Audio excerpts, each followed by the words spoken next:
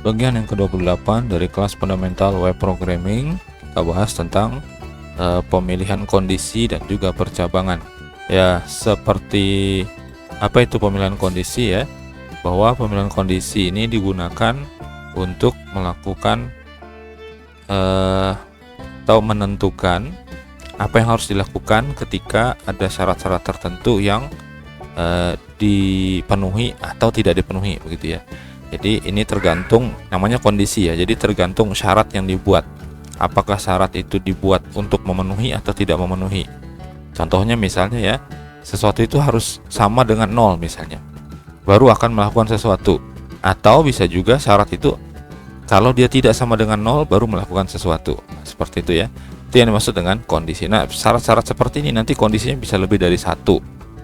Jadi untuk bagian yang paling sederhana itu adalah jika memenuhi syarat maka lakukan sesuatu. Sudah, sampai di situ aja. Nanti ada lagi syarat-syarat yang macam-macam ya, yang bisa digunakan untuk menyeleksi beberapa kondisi begitu. Nah, proses pemilihan ini dilakukan secara sequence atau berurutan dari awal sampai dengan akhir kode pemilihan ya.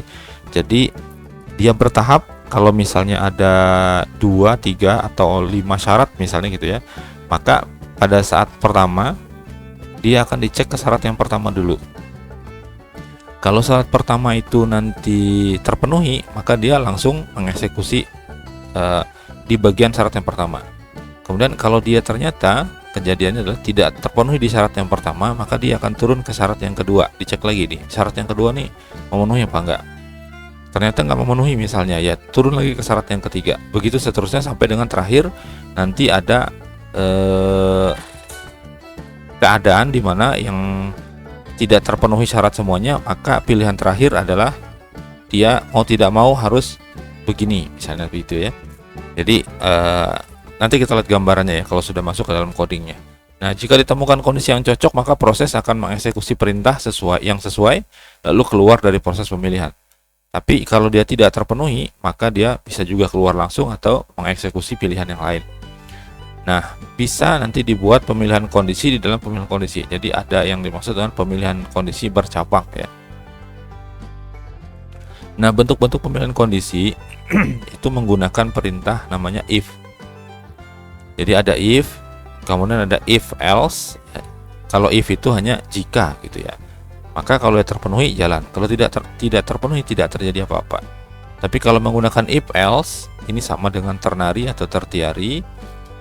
If else itu kalau syarat terpenuhi maka lakukan sesuatu. Tapi kalau tidak terpenuhi maka lakukan sesuatu yang lain. Gitu ya. Nah, kemudian ada if else. Nah, ini bagian yang pemilihan kondisinya cukup banyak ya. Nanti tergantung dari berapa syarat yang dibuat begitu. If else itu pilihan kalau dia di if itu tidak terpenuhi maka turun ke else if. Kalau dia tidak terpenuhi maka dia ke else gitu ya. Nah, kemudian ada lagi namanya nesting if atau if bersarang. Ada if di dalam if gitu atau ada if di dalam else. Nah, kita lihat bagian yang pertama ya, untuk pemilihan kondisi if ini. Untuk pemilihan dengan satu buah kondisi, jika terpenuhi maka akan melakukan sesuatu, jika tidak terpenuhi tidak melakukan sesuatu, tidak melakukan apa-apa. Contohnya seperti ini. Ini cara penulisannya sekaligus ya. Jadi if, kemudian ditentukan kondisinya dalam kurung seperti ini, lalu ada kurung scroll buka. Ini memang bawaannya jadi harus diketik gitu ya. Kurung scroll buka dan tutup. Kemudian di antaranya if ini, kalau syarat ini terpenuhi di sini, maka yang berada di dalam kurung scroll buka dan tutup dari if ini, maka itu yang akan dijalankan, dieksekusi. Seperti itu ya. Dan kalau misalnya tidak terpenuhi, maka yang nggak ada terjadi apa-apa gitu ya. Karena kita tidak mensyaratkan di sini, tidak menghandle kalau dia tidak terpenuhinya. Baik. Nah, if ini hanya satu kondisi, sedangkan yang dua kondisi itu menggunakan if dan else. Jadi sama dengan yang tadi, yang if saja, hanya ada tambahan di sini ya. Tambahannya ini. Nah, gini. Kalau hanya if kondisinya kalau terpenuhi, oke, jalankan ini.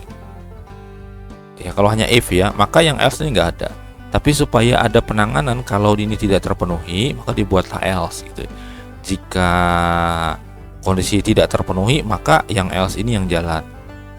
Ini sebagai pengecualian else itu ya. Jadi kalau sudah tidak terpenuhi semuanya, maka bagian yang paling akhir yaitu else-nya itulah yang akan dieksekusi, yang dijalankan.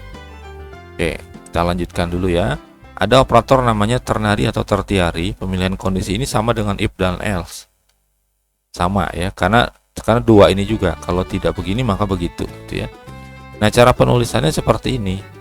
Pakai tanda kurung, di sinilah diletakkan kondisi, kemudian pakai tanda tanya. Setelah itu dimasukkan eksekusi perintah yang untuk bagian yang benarnya. Jadi kalau kondisi ini terpenuhi, maka yang di segmen ini yang dijalankan. Jika tidak terpenuhi, maka yang false ini yang dijalankan. Artinya begini, artinya di sini bagian perintah yang kalau di kondisi ini tidak terpenuhi begitu ya, bukan berarti false begitu. Nah, ini ada tanda tanya true, kemudian di sini pakai tanda titik 2 sebagai pemisah. Ini adalah pilihan yang terpenuhinya, ini yang tidak terpenuhi. Seperti itu ya. Kalau dicontohkan seperti ini, kamu suka aku. Nah, ini operator ternary-nya adalah tanda tanyanya itu. Iya, ini jika benar, kemudian tidak ini jika salah. Jadi segmennya adalah yang pertama ini yang benar, yang ini yang salah gitu. Atau true dan false. Nah, kita masuk ke contohnya untuk if, else, dan ternary. Di sini ada 3 buah contoh ya.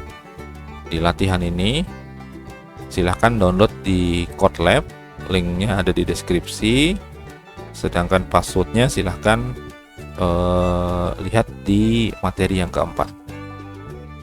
Nah, ini untuk if dulu ya. If di sini pakai kode PHP, perhatikan karena ini script PHP ya. Jadi di antara tanda seperti ini, tag pembuka dan penutup PHP.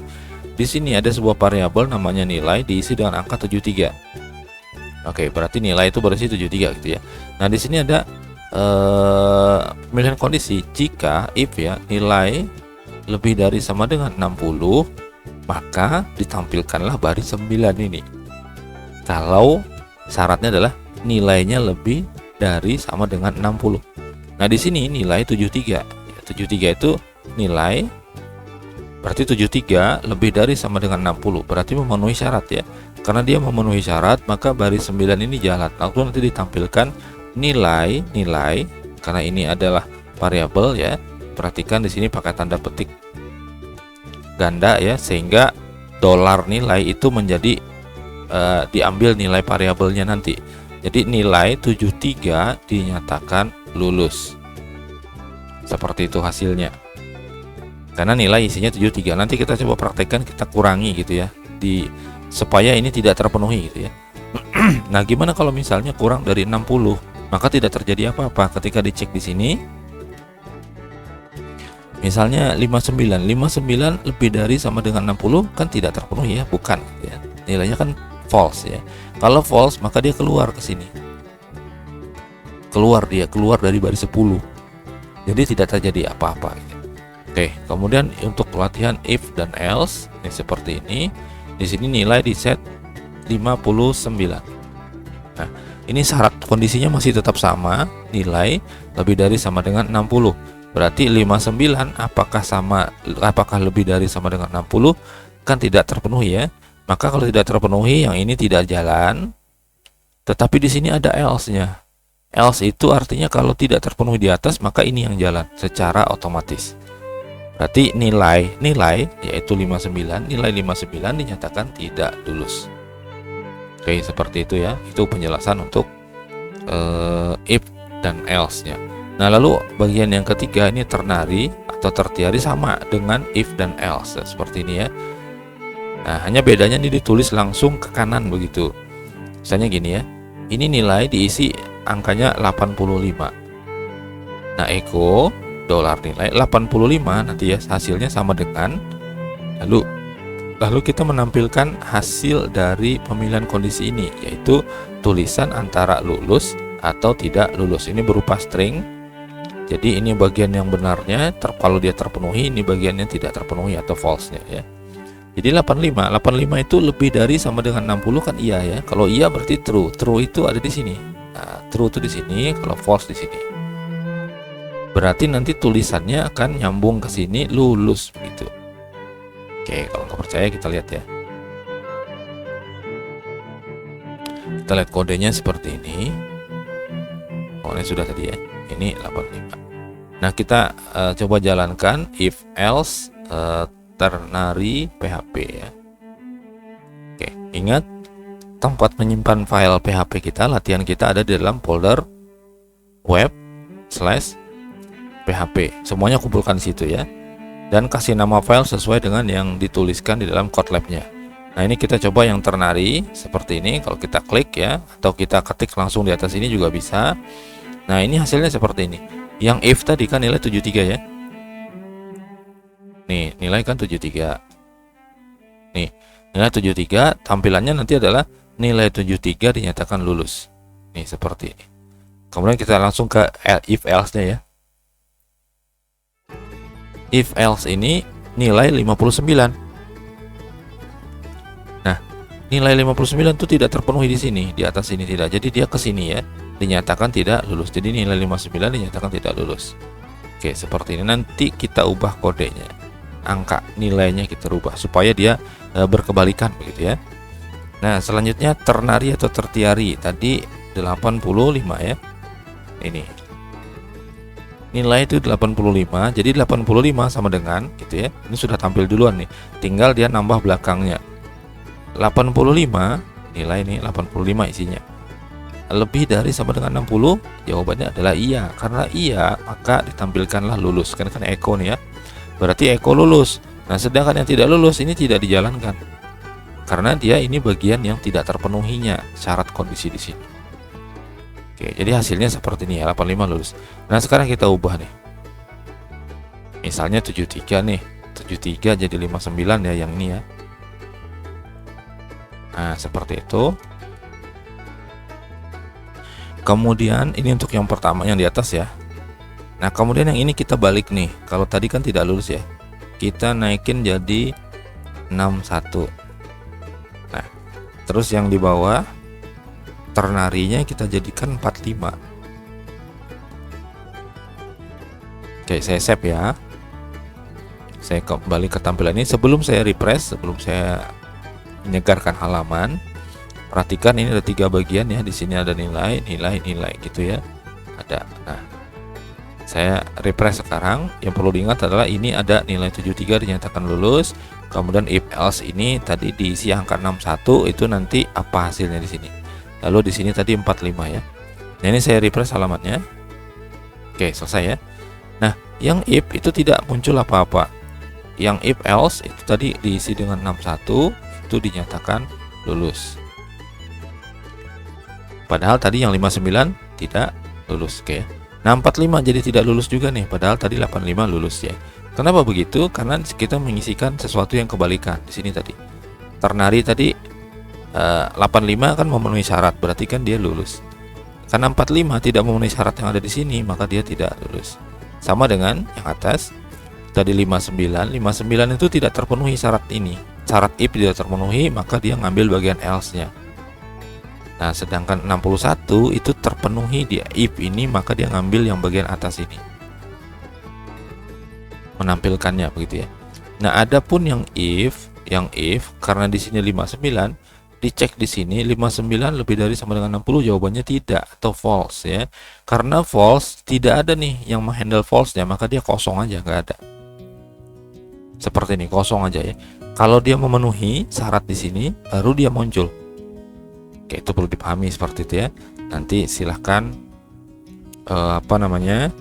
dicoba diutak-atik lagi tampilan kode-kodenya itu supaya bisa lebih paham lagi ya tentang konsep dari pemilihan kondisi untuk yang pakai satu kondisi, dua kondisi ya.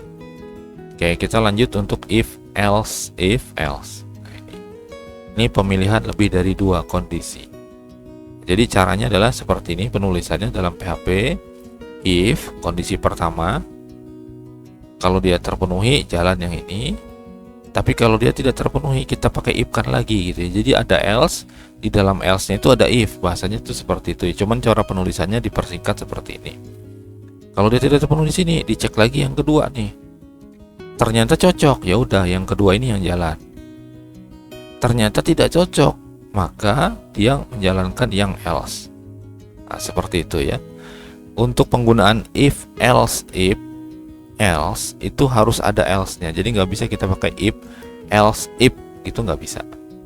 Harus ada else-nya. Jadi selain daripada yang kita syarat-syaratkan, itu pilihan terakhirnya apa? Artinya sudah tidak ada pilihan lain, ya udah ini aja lah kayak gitu ya. Nah, bagian else if ini yang dari kurung else if-nya sampai dengan kurung koral buka dan tutup itu dilakukan berulang-ulang sesuai dengan kebutuhan nanti untuk pemilihan kondisinya ya. Jadi ada yang satu saja, ada yang dua, ada yang tiga, ada yang 5, 10 gitu, itu boleh. Nanti sesuai dengan role yang dibuat oleh programmernya dan tergantung kebutuhan juga itu ya. Oke, ini contoh untuk PHP if else ya. Ini silahkan dibuat kodenya. Ini menggunakan isian kita ya, seperti ini. Di sini kita sudah pernah belajar tentang membuat formulir menggunakan metode post juga.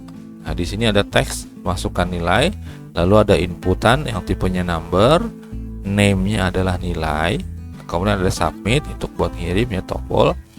Nah, ini check grade. Fungsinya itu fungsi check grade. Jadi nilai yang kita masukkan itu nanti grade-nya atau mutunya itu apa gitu ya. Antara A sampai E. Oke. Nah, di sini ada pengiriman data ya. Pengiriman data itu berupa nilai ini, variabel nilai. Nah, ini ditangkap di sini. Nah, kode PHP sudah masuk. Jadi pada saat dijalankan itu masih kosong, tapi pada saat kita klik submit untuk cek grade-nya, nilai itu nanti akan diolah di sini ya. Nilai itu sama dengan post nilai. Nah, post ini adalah post yang di sini. Jadi cara pengirimannya post, maka nangkap datanya harus post juga, cuman tulisannya beda sepertinya, pakai huruf besar. Nah, nilai yang di sini nilai yang di mana nih? Nilai ini adalah nilai nama ini. Nih. Jadi ini namanya harus sifatnya case sensitif ya. Jadi besar kecil itu berbeda. Maka dipastikan harus dalam keadaan sama dia. Nah, di sini dicek. Ini ada pilihan pertama, kondisi pertama. Jika nilai lebih dari sama dengan 80, maka variabel grade diisi dengan A. Jadi dia bacanya dari atas ya. Ternyata misalnya nilai itu tidak terpenuhi di sini, maka dia akan baca ke sini lagi ke baris 18. Jika tidak, katanya maka cek lagi apakah nilai itu lebih dari sama dengan 70. Kalau iya, maka grade-nya diisi dengan B. Nah, kalau ternyata tidak terpenuhi, maka dia pindah lagi ke bawah sini. Dicek lagi nih, apakah nilai ini tadi lebih dari sama dengan 60? Iya, maka grade-nya jadi C. Ternyata tidak, masuk lagi dia ke sini. Nilainya lebih dari sama dengan 50? Iya, kalau iya, grade-nya D. Tapi kalau tidak, maka nggak ada pilihan lain. Kalau tidak ada di antara semuanya ini, maka pilihan lain adalah ini. Grade ini langsung aja di set, nilainya adalah E. Jadi nggak perlu dicek lagi, gitu ya. Udahlah, pokoknya yang di bawah 50 itu G. Di bawah 50 tuh E aja lah semua, gitu ya. Nah, kalau sudah di pemilihan kondisinya, dia akan masuk ke sini. Echo nilai ini nilai yang dimasukkan tadi, dientrikan, grade-nya adalah grade. Nah, ini ngambil dari grade yang ada di sini. Kalau ternyata yang diinputkan adalah nilainya 77 misalnya. 77 itu masuknya di sini. Apakah 77 lebih dari sama dengan 70? Jawabannya iya. Maka grade itu isinya adalah B. Pada saat ditampilkan baris 30 itu secara otomatis nilainya di sini akan tampil sesuai dengan yang diisi ya, 77 tadi kan. Grade-nya adalah B. Itu tampil seperti itu. Nah, kita coba lihat ya. Codingnya.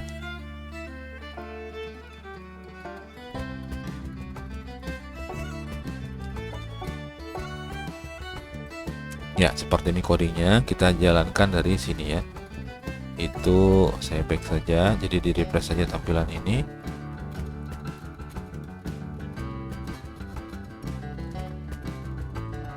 PHP if else.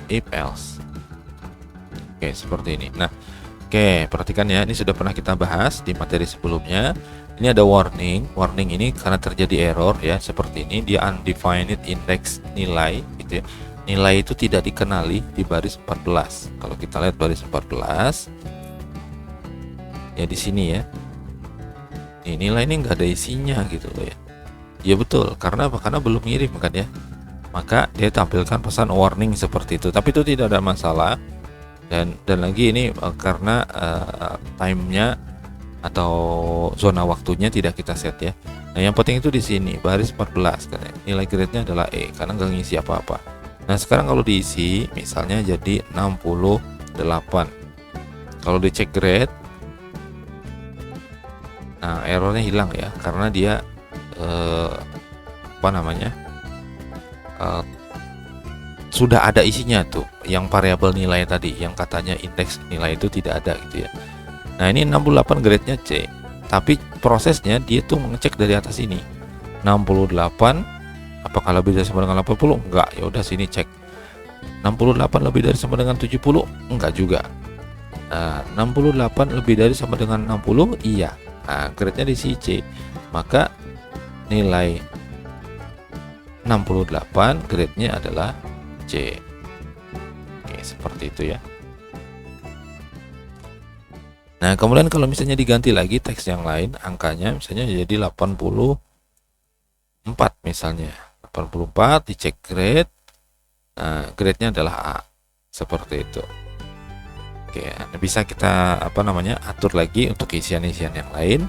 Nah, silahkan aja nanti di uji coba ya, supaya terpenuhi semuanya nih. Misalnya nih nilainya tadi kan E sudah ya, sekarang B sudah juga. Nah, kalau kita mau nilai D misalnya 55 misalnya gitu ya, kita cek grade, nilainya D. Nah, seperti itu ya. Baik, kita lanjutkan. Kalau ada pertanyaan nanti silahkan tuliskan di komentar ya. Ini agak panjang materinya. Oke, kemudian nesting if atau if bersarang. If bersarang itu berarti ada if dalam if. Contohnya seperti ini. Ini aslinya adalah if dan else ya, dua ini. Tapi ternyata di dalam if itu ada if dan else lagi seperti ini. Jadi berarti dia apa? Dia akan ngecek ke sini dulu. Kalau ini tidak terpenuhi langsung ke else. Tapi kalau ini di sini terpenuhi nanti, maka dia ngecek lagi ke bawah sini dengan if yang berbeda ya, dengan kondisi yang berbeda. Nah, di sini ada pemilihan kondisinya. Kalau dia terpenuhi, jalan yang di dalam if. Kalau tidak terpenuhi, jalan yang di else. Jadi ada if di dalam if. Nah, contohnya ini pengembangan dari yang tadi, dari contoh if else ya, seperti ini. Di sini ditambahkan inputannya ada nama, kemudian ada number tadi untuk nilai, tetap ya nilai seperti ini. Lalu ada submit cek kelulusan. Nah, sekarang bukan hanya grade tapi kelulusan juga. Di sini ada nama. Nama ini dari mana? Ini post tadi ya. Kita sudah paham tuh. Ini di contoh yang tadi, yang sebelumnya ini post. Kemudian nama ini adalah dari sini. Lalu yang nilai dari sini. Ingat sekali lagi sifatnya adalah case sensitive. Jadi kalau ngasih name-nya itu n-nya besar untuk nilai itu, maka kalau ditangkap di sini di baris 16 harus sama nilai n-nya besar. Oke, seperti itu ya. Ini untuk nangkap datanya. Jadi pada saat diklik submit atau cek kelulusan, isiannya itu akan ditangkap dan diproses. Nah, kita melihat untuk kode, untuk ya betul kode ya. Kode untuk kelulusan itu kita ngesetnya di sini ada 3. Pertama lulus, keterangannya itu keterangan lulus. Yang kedua keterangannya tidak lulus. Yang ketiga keterangannya gagal. Itu dulu konsep awalnya ya. Nah, sehingga di sini kita bedakan.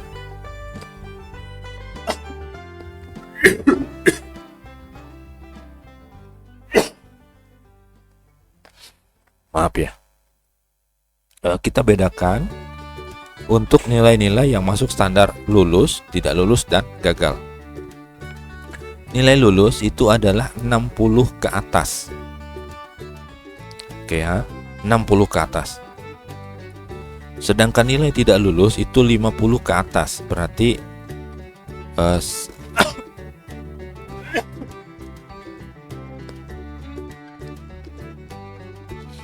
itu artinya selama dia belum mencapai 60 nilainya, maka dia keterangannya tidak lulus.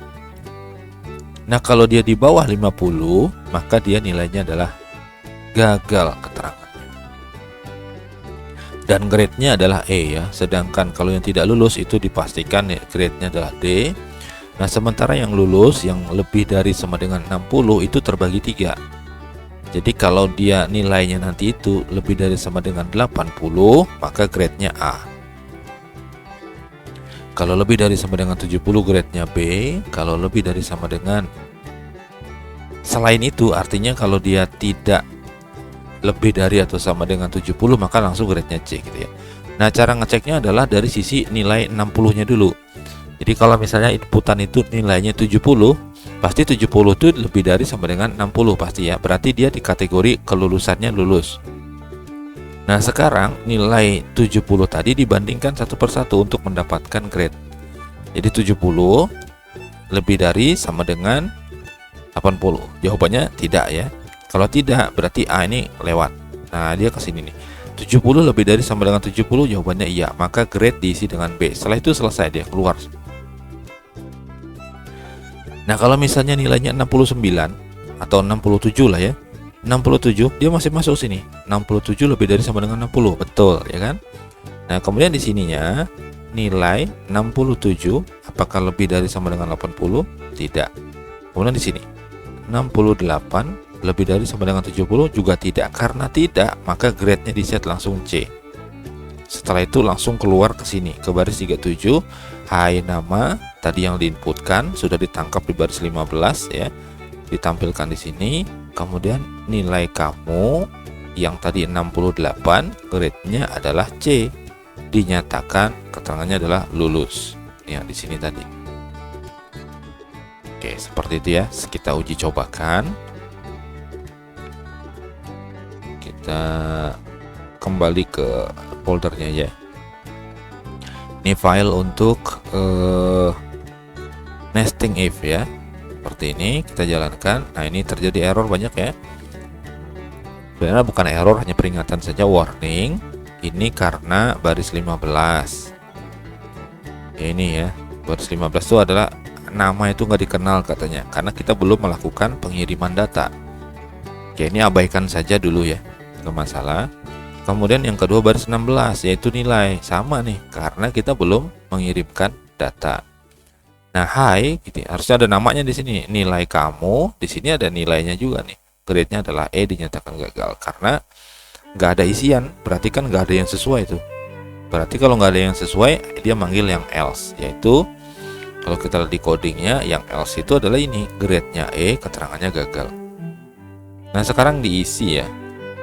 Namanya misalnya gini, lalu nilainya misalnya 78.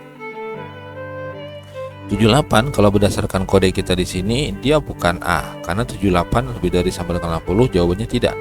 Tapi dia akan ngambil di sini ngeceknya. 78 lebih dari sama dengan 70 ya, berarti grade-nya pasti B ya. Dan keterangannya itu lulus. Nah, sini. Kalau kita uji ini ya, cek kelulusan, maka pesannya ya, Hai Advan, nilai kamu 78, grade-nya adalah B, dinyatakan lulus. Sekarang kita ganti lagi. Tah siapa kan? Misalnya 45. Nah, 45 kalau berdasarkan kode ini, ia masuknya di sini. Ya. Kenapa? Dicek dulu di atas, apakah 45 itu lebih dari sama dengan 60? Enggak. Kalau enggak, dia cek sini. Apakah 45 itu lebih dari sama dengan 50? Masih enggak juga, kurang berapa poin gitu kan? Maka secara otomatis dia langsung masuk ke else. Nah, berarti dia grade-nya adalah E dan gagal. Oke, seperti ini ya. Nah, silakan diuji coba dengan nilai-nilai yang lain ya, supaya bisa dipahami oh dia masuknya kemana gitu ya. Oke, saya lanjutkan. Itu tadi adalah nesting if ya. Jadi ada if di dalam if gitu. Nah, berikutnya kita masuk ke percabangan. Percabangan ini mirip dengan pemilihan kondisi. Bedanya adalah kalau di pemilihan kondisi itu dicocokkannya dari awal sampai akhir. Jadi cocokin ke atas kondisi 1, oh nggak cocok, cek ke kondisi 2, nggak cocok lagi, cek kondisi ketiga, nggak cocok lagi, cek kondisi keempat, nggak cocok lagi. Nah, terusnya kalau syaratnya masih banyak ya dia terus. Nanti terakhir dari semua syarat ternyata nggak ada yang dipenuhi, berarti dia else gitu ya. Nah, beda dengan percabangan. Kalau percabangan ini dia akan menuju langsung ke nilai yang disebutkan ya. Jadi dia tidak melakukan pemeriksaan dari satu persatu. Dia pada saat dieksekusi akan membaca langsung ke kuncinya nanti apa yang dituliskan begitu. Jadi intinya adalah dia langsung ya. Nah, bentuknya seperti ini. Dalam PHP itu menggunakan perintah switch dan case. Cara nulisnya gini. Switch, kemudian langsung disambung sama cabangnya. Cabang ini nih apa variabel yang mau kita cek nanti di sini ya. Nah, lalu ada pilihannya, itu berupa case tulisannya. Lalu labelnya apa nih? Ya, labelnya ini berkaitan dengan cabang ini ya. Pada saat dia sama, maka dieksekusi ya, yang bagian di case label yang sesuai gitu ya, dengan cabangnya. Kemudian diikuti dengan tanda break terakhir. Ini tanda break ini maksudnya buat dia keluar ke sini. Karena ini kan kurung crawl buka dan tutup, ini untuk bawaannya si switch. Gitu ya. Jadi kalau misalnya break itu berarti dia langsung keluar dia ngurusi coding lain di luar dari switch gitu. Nah, ini yang saya kotakin ini bisa diulang-ulang beberapa kali tergantung dari jumlah pilihannya, jumlah cabangnya gitu ya. Nah, sama dengan pemilihan kondisi, kalau ternyata kondisi percabangan itu tidak ada yang terpenuhi, maka dibuatkan seperti ini, ada default namanya. Default ini kalau tidak ada case yang sesuai dengan cabang, maka yang dieksekusi adalah yang ini. Oke, mungkin agak bingung ya, tapi kita ke contohnya aja seperti ini. Ini saya jelasin, ini tanpa inputan ya. Ini ada jenis diisi dengan A5 nih. Perhatikan A5 ini teks ya, string. Nah, lalu ada switch jenis. Berarti di sini adalah switch A5. Maksudnya gimana? Maksudnya kalau bahasa saya, siapa nih yang punya jenisnya A5 gitu. Nah, diceklah di case ini ya. Dan dia langsung otomatis ya, ketika A5 dia nyari A5. Kalau tidak ada ya udah, berarti yang ini. Nah, gini, sebutannya adalah entah, ukurannya tidak diketahui. Jadi kalau dia sudah ke sini, maka dia langsung masuk ini. Menjalankan ini ya, perintahnya. Dan ukuran ada di sini. Oke, seperti itu ya. Ini adalah A5. Nah, pertanyaannya A5 ini kan nggak ada ya. A5 nggak ada, maka default yang jalan. Jadi nanti jenis entah jenis A5 disebut entah, berukuran tidak diketahui. Nah, ketika di sini diganti menjadi F4 misalnya, maka dia akan langsung merujuk ke sini gitu. Kalau dia diganti F4 ya, sehingga variabel sebutan ada isinya folio, ukuran juga ada isinya sekian kali sekian. Break, kalau break berarti dia langsung ke sini, langsung keluar dari switch ya, seperti itu. Nah, ini tinggal di echo ditampilkan, berarti dia nanti jenis F4 disebut folio berukuran 21,5 kali 33 cm. Oke, seperti itu. Saya coba lihat codingnya ya.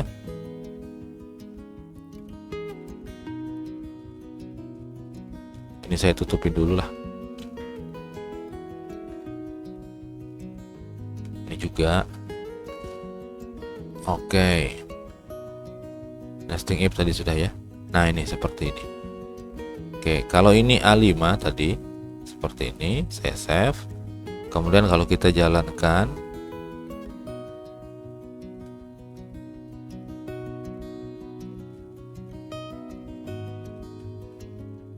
yang switch ya, switch diklik, Nah, ini A5 disebut entah berukuran tidak diketahui, tadi yang saya jelasin. Ya, karena dia A5 itu tidak ada dalam case-nya di sini, yang jadi label nggak ada. Ya kan? Maka ditampilkanlah yang ini 2021. Nah, adapun kalau kita ganti dengan data yang ada di situ, misalnya nih di coding ini A4. Oke, di save ya. Nah, A4 ini kan ada ya, nanti sebutannya adalah kuarto 21 kali 29,7. Ini kalau kita refresh. Nah, ini A4 itu disebut dengan kuarto. Oke, seperti ini. Dan ini angkanya sudah sesuai dengan yang ada di dalam case-nya masing-masing. Berikutnya kita coba rubah menjadi A3 ya. A3. Berubah nggak di sininya? Nah, kita refresh saja. Nah, ini A3 itu double kuarto. Oke, seperti itu. Ya, inilah gambaran tentang switch. Jadi dia langsung ya. Nah, kita modif sedikit kode ini ya. Nah, kita pakaikan form action. Ini tanda petik langsung seperti itu. Kemudian metode ya, post metode ketinggalan tuh ya. Ini untuk kita memfleksibelkan isian ya. Nah, kita pakai select. Kalau sebelumnya kan untuk nilai tadi kita pakai input tipenya number ya. Sekarang select name-nya kita kasih seperti itu, jenis misalnya ya. Nah, kemudian saya tutup dulu dengan select. Lalu di sini saya masukkan option. Masih ingat gak ini?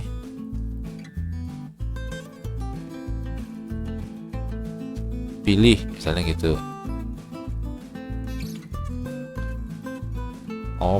Option. Nah, saya copy sampai 3 ya.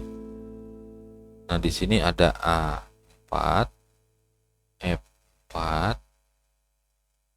dan apa tadi ya? A3 ya. A3. Nah, ini pesannya juga sama nih, A3, F4 sama A4. Oke, seperti ini ya. Nah, ini belum cukup nih karena ini baru menampilkan pilihan aja. Jadi kalau saya save, switch ini baru menampilkan pilihan. Nah, seperti ini ya, belum bisa menangkap datanya. Oke, seperti ini kan nggak ada perubahan ya. Nah, oke, kita lihat. Oh, sorry, ini ketinggalan nih. Ini tanda slashnya tambahin ya. Sorry, lupa ditutup. Nah, pantesan seperti ini ya, ada kosongnya seperti ini. Oke, ini di refresh tampilannya, jadi sudah normal. Nah, seperti ini ya. Nah, supaya dia bisa dibaca ke sini ke dalam switch, maka kita perlu mengambil data ini. Data ini kan dikirim ya. Nah, tombol kirimnya kita masukin dulu, input, type-nya submit ya.